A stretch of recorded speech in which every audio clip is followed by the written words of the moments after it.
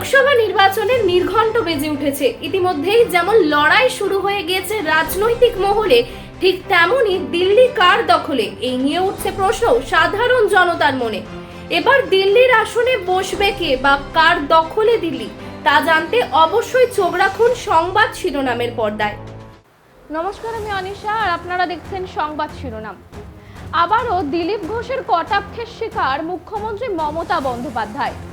শুক্রবার ইকো পার্কে মর্নিং ওয়াকে বেরিয়ে নাম না নিয়ে মুখ্যমন্ত্রীকে কটাক্ষ করলেন বিজেপি নেতা তথা বর্ধমান দুর্গাপুর লোকসভা কেন্দ্রের বিজেপি প্রার্থী দিলীপ ঘোষ। এর আগে বারংবার তার কটাক্ষের শিকার হয়েছে বিভিন্ন রাজনৈতিক দল। এবার আবারও নাম না নিয়ে মুখ্যমন্ত্রীকে কটাক্ষ করলেন তিনি। কি বললেন তিনি শুনে নেব। তারপরে আপনার এই লক্ষ্মীর ভান্ডার এগুলো সব বন্ধ হয়ে যাবে, এর সঙ্গে কি এর লিঙ্ক আছে? না, ওইটা দিয়ে উনি এটাও বলেছেন সব জায়গায় আমার মুখ দেখো। ওনার মুখ দেখলে তো সন্দেশখালির কথা মনে আসে লোকের। আজকাল কেউ তো মুখ দেখতে চায় না, তো ব্যান্ডেজ বেঁধে এই করে লোকের কাছে যেতে হয় ওনাকে। স্বাস্থ্যসাথী ইত্যাদি যেগুলো দিচ্ছেন, তার মানে কি এটা দিয়ে আপনি যা ইচ্ছা করতে পারেন, সন্দেশখালি করতে পারেন? অধিকার কে দিয়েছে? মানুষের প্রশ্নেরও জবাব দিতে হবে। ওই একই ডায়লগ বারবার পাবলিক খাবে না। চাল সাথে মাথায় ওই প্লাস্টার এগুলো স্টিচগুলো ওগুলো দেখা যায়নি বলে অনেকে বলছে, বাজারে খুব আমিও চিনতে পারছি না ছবিটা দেখে, এটা পুরনো ছবি না বর্তমানের ছবি। ছবি পাল্টে যাচ্ছে, উনি বুঝতে পেরেছেন এটা দিয়ে দোকান চলছে না, নতুন কিছু ফান্ডা আনতে হবে। দেখা যাক ভোটের আগে কি হয়। দাদা, ইউনিফর্ম সিভিল কোড দেশে চালু করা যাবে না, মমতা বন্দ্যোপাধ্যায় বলছেন ওয়ান নেশন ওয়ান পার্টি দিয়ে চলতে পারে না। উনি কি চালু করবেন না করবেন, আর ওনার সরকারটাই চলছে না। উনি বলেছেন জিএসটি করতে দেবো না, শেষে মেনে নিলেন, লাভ পাচ্ছেন। উনি বলছেন যে সিএ করতে দেবো না, সেটা হয়ে গেলেন। এখন বলছেন যে আপনার অ্যাপিল করবেন না। উনি বলেছেন ডিমনিটেশন করতে দেবো না। কী করতে পেরেছেন উনি? ওই আওয়াজ দেন খালি, কাজের কাজ কিছু করতে পারেন। মানুষও ওটা সিরিয়াসলি নেয় না। ভোটের আগে অনেক কিছুই বলছেন, প্রতিশ্রুতি দিচ্ছেন, প্রতিশ্রুতি দিদি প্রত্যেকবার বলেন, তারপরে উনিও ভুলে যান, লোকেও ভুলে যায়। লোকেও জানেন এটা ইলেকশন পর্যন্ত।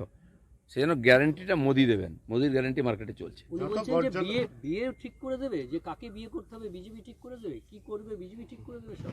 সেটা উনি নিজের ক্ষেত্রে ব্যবহার করুন না। যারা সারা জীবন ঠিক করতে পারেন তার জন্য ঠিক করতে হবে তো। বিজেপি কোনো ব্যক্তিগত ব্যাপারে, কোনো ধর্মে, কোনো সামাজিক ব্যাপারে কখনো হস্তক্ষেপ করে না। উনি মিথ্যা কথা বলে লোককে এদিন খাপিয়েছিলেন, লোক এখন বুঝে গেছে যে উনি বেশিরভাগই মিথ্যা কথা বলেন, সব ধরা পড়ে গেছে। আচ্ছা দাদা, বলছি নওশাদ যত গর্জন তত বর্ষণ হলো না। কাল সকাল পর্যন্ত একটা জোর হাওয়ার উঠেছিল যে নওশাদ ডায়মন্ড হারবারে দাঁড়াবে।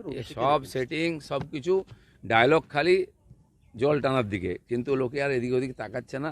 নাইদার রাইট নর লেফট, গো স্ট্রেট বিজেপি।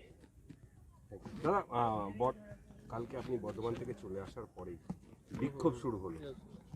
বর্ধমানে কি টিএমসি ভয়? আমার ওখানে যেখানে আমি গেছিলাম, ওখানে আমাদের কর্মীরা বুথ কমিটির মিটিং করতে গেছিলেন। তারপরে তাদের আটকে রেখে মারা হয়েছিল। ওখানে একজন প্রধান আছে, তার লোকেরা মারপিট করেছিল পরশুদিন। তা আমাকে বলা হলো গন্ডগোল। তো কাল সন্ধ্যাবেলা আমি ওখানে গেলাম, মিছিল করলাম।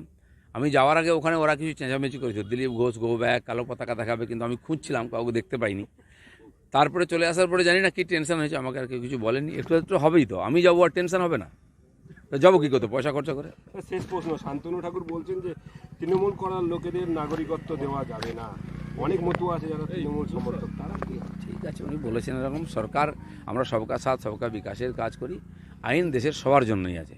সমস্ত উদ্বাস্তু পরিবার আজকে তারা টিএমসি করছেন, কালকে বিজেপি করবেন।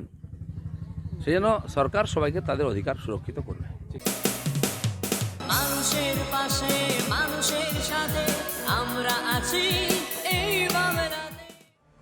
আপনারা দেখছেন সংবাদ শিরোনাম। দেখলেন তো অনেক কিছু, এবার দেখুন নতুন কিছু।